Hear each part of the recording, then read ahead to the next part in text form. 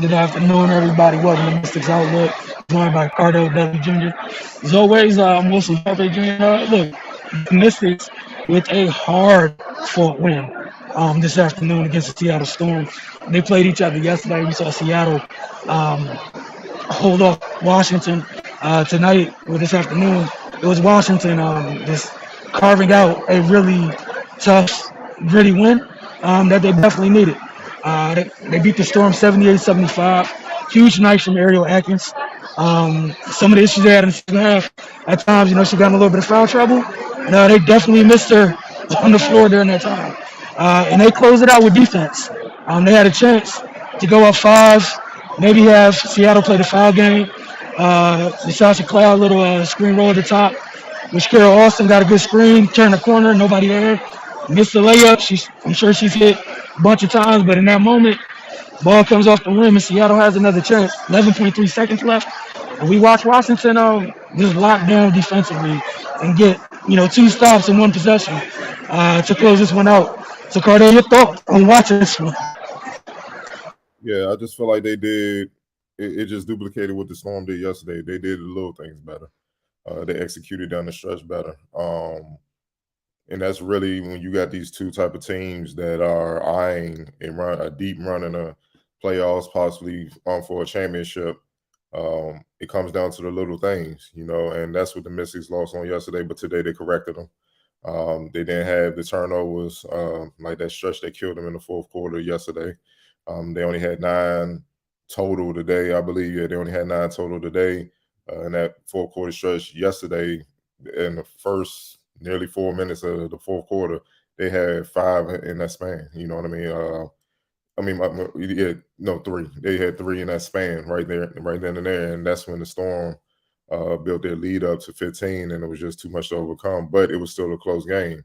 So coming in this game, for me, it was just like, would they rebound and be able to do the little things? Limit Talbot. Don't let McBeggar. Don't let her get crazy with it. Try to limit Jewel Lloyd, who hit some tough shots yesterday down the stretch. Look, Stewie, her and Deladon, we just know coming in, they're going to cancel each other out. They're too good. But Washington needed someone to step up and carry the load, and that was Atkins. That was Ariel Atkins, and she got the better end of Jewel Lloyd today, just like Jewel Lloyd got the better end yesterday. And more importantly, their bench, the Mystics bench, outscored the Storm bench 13-10. They scored more points in the paint, 34-20, and they didn't have nearly as many turnovers. Like yesterday, I think they had about 14. Today they had 9, and they shot better from 3, and they were nearly perfect from the free throw line. Like I said, the little things. They cleaned that up a little bit, and they were able to get a close victory today at home.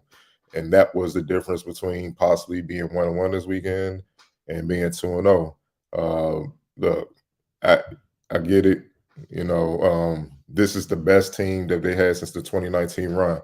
So that aura from the 2019, that dominance is still around, but this is not that team. And I think I think the team is starting to understand, like, yo, we gonna have to fight to win. We're not gonna just blow everybody out like that. Though that team was special, and we gotta leave it there.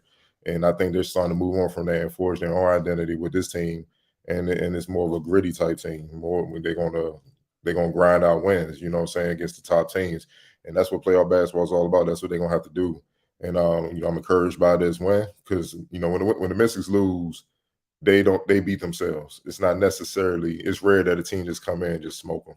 They have too many experienced good players. When they lose, they beat themselves. So as long as they manage to stay consistent, executing down the stretch, and take care of the little things, hitting your free throws, not turning the ball over, hitting the shots you should hit. You know what I mean? Just execute, making the right passes. And just sticking with it, even if you're missing shots, still sticking with it, and being mentally tough and stick with the game plan. They'll be more than fine, and also not letting their offense, not letting those tough passes when they're not hitting the shots affect their defense.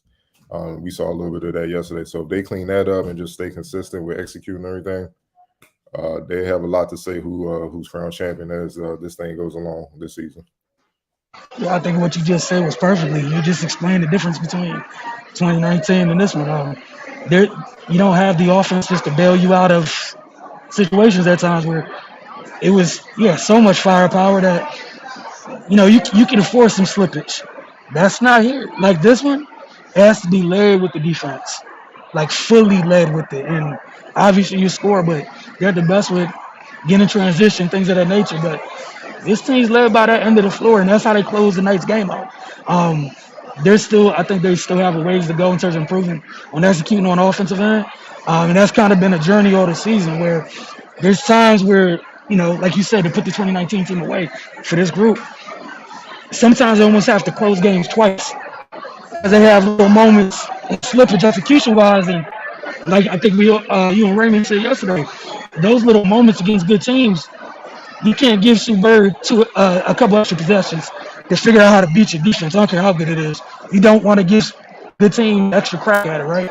Um, so yeah, they got some things to work on, but Ariel was huge tonight because they came out yesterday. They didn't double Elena until Elena got going. Today they was like, hey, not you, not today.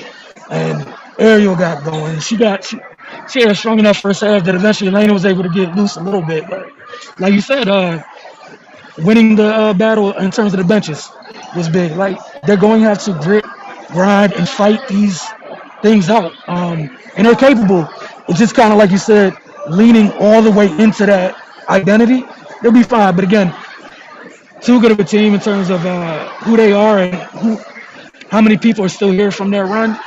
Got to execute better offensively. Obviously, you don't have the firepower, which is it's even more of I won't say pressure, but it's even more important that when you have opportunities to put teams away or create space, y'all have to do it because you don't have the. It's all right. We're gonna come down and hit a barrage of threes. That's not this group. So, like you said, the good thing, and Coach said all year, is about where they want to be heading into the postseason. Um, it's good that they didn't go 0-2 this weekend, especially since this might be a team, depending on how things shake out, that they'll be facing in the first round. But again, just got to timed execution, but their spurts defensively, they're special on that end of the floor when at times. But not to continue to go on for too long. Player of the game, I feel like you Of probably agree course, with you. Of course, Eric Adams, man. She's becoming what, and this person. She's becoming what I always felt she could be from day one. Um, you know, the best shooting guard in the league. She came in strong on defense off top. She competed, but now with the improvement in her three ball, mid range. Obviously, she could always get to the basket, playmaking and stuff like that. Even though Cloud is, the main playmaker, you seeing it come together for her. Where 2019, it was just like play your role, Atkins. Now you seeing throughout this season, even with Delanon, as she was recovering, getting better, the Mystics are looking at Atkins like, yo, close the game out. You know what I mean? That's a testament to how much she's grown and improved as a player, man. And look, she's all-star for a reason. One of the best shooting guards in the league. The next step for her is just to claim that crown. And if she claimed that crown, she can actually do it in this posting. If she claimed that crown, then Mystics would possibly got a great chance of being WNBA champions. And we saw an example of that tonight. For sure. Like you said, you laid everything out. There's nothing for me to add outside of I agree. So we'll go to X Factor. Oh, yeah, that's a little bit more tough. But you gotta go with Cloud. 11 points, Okay. 10 assists. Her playmaking. I think she had like 7 assists in the first half. Something crazy. Yep. It was something ridiculous, man. She didn't shoot the ball well. A little bit, a couple more turnovers than I would like. But I also keep in mind who she's playing against. She's playing against some all-world guards. Yep. And Seattle, look, defensively, they make you earn everything. Like if you make a mistake, just a lazy pass into the post, it's a stolen ball. It's no question. Like you can't make a mistake against them. So I understand who they're going against, which is why that 4 turnovers to me is like 2. You know what I'm saying? So she played excellent. She played excellent basketball. A couple more shots. She's at above 50%. So she did what she had to do. Plus, I mean, look, I know Sue Bird is up there, but look, she got a little bit more done than Sue Bird. You know what I mean? So, and those extra couple possessions where she can a couple extra assists or whatnot, that determined the game literally because they only won by 3. So man, yeah, she definitely was the X factor. I'm gonna double down on that, especially late, even after the turnovers late. That was her making sure the execution was right. The only thing she did wrong late was miss that layup. Outside of that, she did a great job. Games like, especially in the game is going back and forth. You're fighting with another point guard who's great at what they do in terms of controlling pace, controlling tempo, what have you. I thought Natasha did a good job wrestling that late in the game to get her team quality looks, get them where they needed to be. And obviously, we all know about the work she does on the defensive end. But yeah, it was a big time gritty win for them. And then they don't got too much time to rest. You got the Aces coming to town on Tuesday. And it's Sky Friday, so it's a real stretch right here, though. And then on top of that, let's say you win those games, you got to still stay focused because you can't give them back against the Fever and Yeah, Spark. You know what I'm saying? right, Like, you do right. all this work and beat them, and then give it right back. Then you go in the playoffs like, nah, man. Right now, how my mindset is, and how they should be in playoff mode already. Like playoffs started for us, so every game is a must-win game. You know what I mean? So they can try to get home court advantage, possibly get some rest, and go from there. You know what I mean? But yeah, don't no life right now. It's kill mode right now. So that should be their mindset. Now I'm with you. In my mind, it started yesterday. That was it. You got what 4 playoff games before the playoffs actually start. In this stretch you're just talking about, like we mentioned, just go into these games, do what you need to do, and if you're able to win all of them, that's cool. A couple slotted is what it is. I just want them to continue to trend upwards. So by the time the postseason is, they're ready to go. But you got a couple big battles coming up, and they're more than capable of it. It's just, like you said, sometimes they go out their way and kind of do the other things work for them at times. Can you avoid doing that?